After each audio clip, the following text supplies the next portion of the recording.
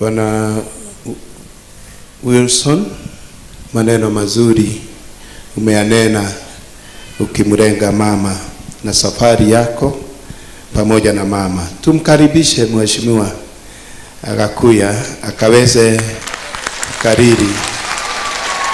Asante. Asante Mheshimiwa.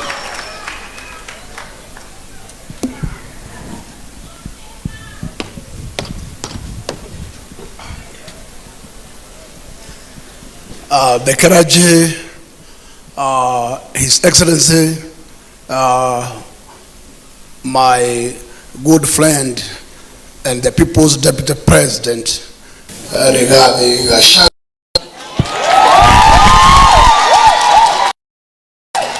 honorable members present, senators present, Governor Kagata, Governor of Muranga County,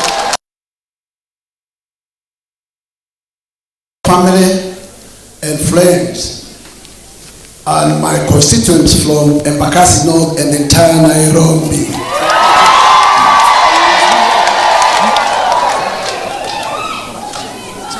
Mine is to eulogize my mother for a minute or two, because I have a long journey and a long history that can cost more than a day. But since the time cannot allow, I'll just highlight a little of the part of the journey. My mother, because everybody comes here on this earth, on this earth through a mother. So I was able now to know my mother very well when I was 3 years. Then from there I can tell every journey that we have gone with my mother from that age. And that was back my birth is there around 1968. And there before, you have noted from the eulogy that the firstborn is gone. The firstborn, when he was too ill, because he departed from this earth through an illness, then I met with my dear mother at Thika General Hospital. And when my brother was on a critical pain, I did ask my mother to release him out of the pain. And at that moment, my mother made a prayer. And after that prayer, the next morning, we found our brother gone. And we said, it's well, because he was on a pain that we could not be able to leave him. From there, we went another journey. It was back 2004. We lost our father. And my father, as you have learned from the eulogy, was a polygamist. And I can tell you, the challenges are many within such a house or such a home. But I can tell you, as you have learned from the eulogy, all the other family mothers has gone. She was the only mother left. And she took the mantle from my father after departure of my father. And my mother has taken us together, a journey of peace. And none of us can single point his sister or his brother in the presence of the mother.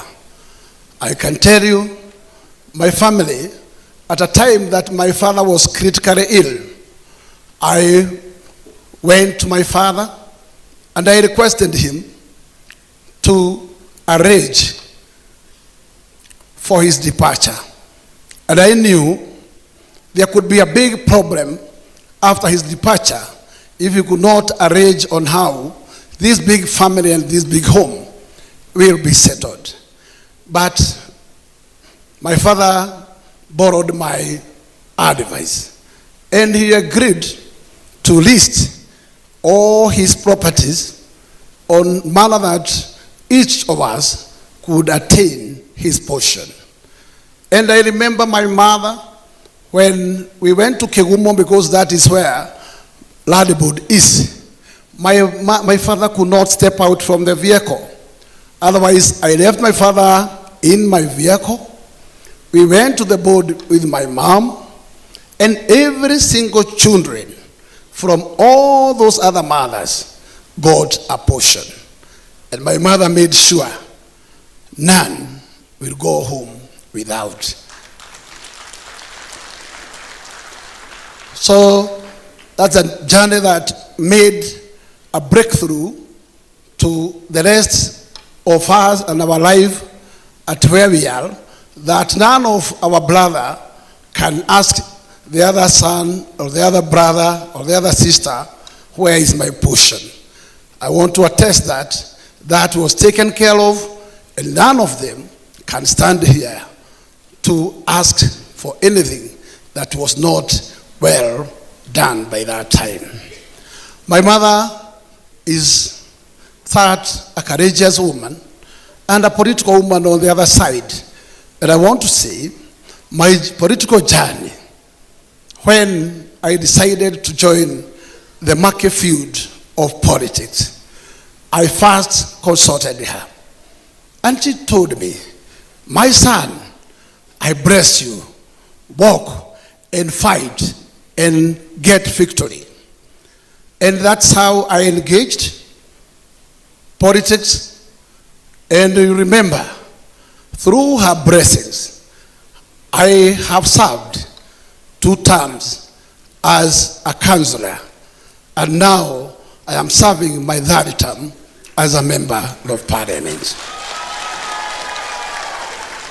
I want to salute the constituents of Embakasi North, and wherever you are, nimewatolea kofia.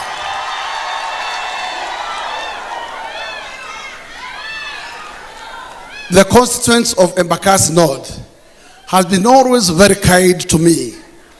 And remember, I migrated from Kamukunji to Embakasi North because I was serving my civic duties in Kamukunji Mudhuru Award. But 2010, there was a new constitution, and there was a delimitation of boundaries. And then the delimitation of boundaries displaced my wish or my desire to contest in Kamukunji. That's where my desire was. But after that displacement, I found myself in Embakasi North, and I was received with great honor.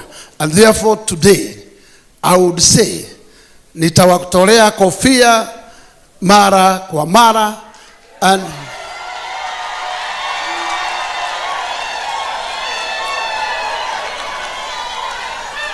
I'm sure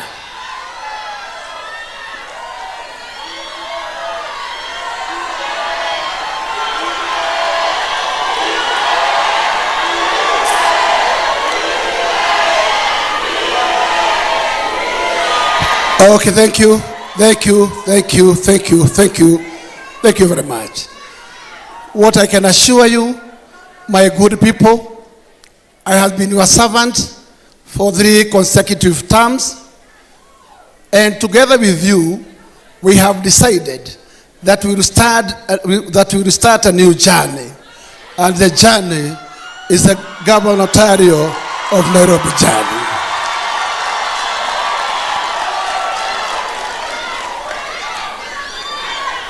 I want to affirm to you that those blessings, I have sought them from my mother when she was alive.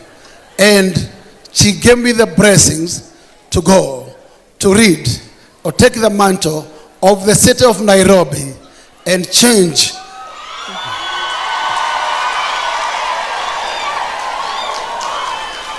the current situation of the city, the current situation of the capital city, and we make it a green city again.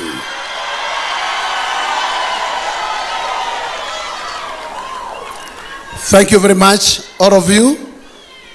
I have not gone this journey alone. I have my good colleagues. I salute the leadership of Nairobi. We have served together with the Senator Sifuna.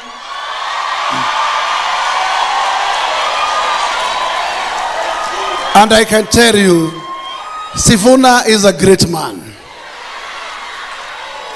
And the journey we are heading, I would wish to see Nairobi still with leaders like Sifuna still in place. Because I'm aware I'll be having another opportunity. I'll be having another opportunity to speak when the speeches will come. I wish to state what I would wish the city to be and how, and the leaders I would wish to work together to make the city better. Thank you very much. Fare thee well, fare thee well, ma'am. Fare thee well, ma'am. Asante sana mheshimiwa. Tupigiani makofi tena. Asante. Asante mheshimiwa. Kuna maneno nimeandaraina hapo ya kwamba mama alimpea baraka, sema baraka, na yeye akaenda na baraka zimemfuata. Kwa hivyo Mungu awe nawe hata unapofikiria hayo mengine ambayo iko mbele yako. Ningeuliza ndugu yangu na mheshimiwa Munyoro, unikaribie kidogo kwa sababu nafika mahali nataka kuwapea. Lakini kabla ya hapo, kuna watu wa familia, kuna hawa ambao nitawaita, tujaribu tuongee kwa ufupi. Kuna